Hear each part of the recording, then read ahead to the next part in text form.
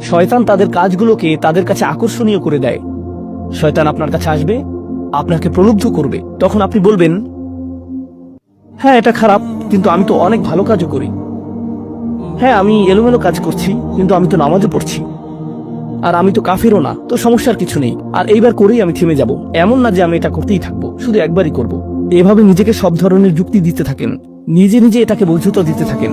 আপনার চিন্তা এটা এখন আর অতটা খারাপ না। আর তারপর যখন এমন মানুষ চারপাশে থাকেন যাদেরকে বলেন যে এটা তো খারাপ, আর তারপর যখন এমন মানুষের চারপাশে থাকেন যাদেরকে বলেন যে এটা তো খারাপ, তারাও আপনাকে বলে, না ভাই কাম অন, এটা অতটা খারাপ না, থামো তো, এরকম কথা বলো না, না আল্লাহ এরকম না, আল্লাহ তোমাকে শাস্তি দিবেন না, কেন এরকম হতাশাজনক কথা বলছো, তুমি অতিরিক্ত চিন্তা করো।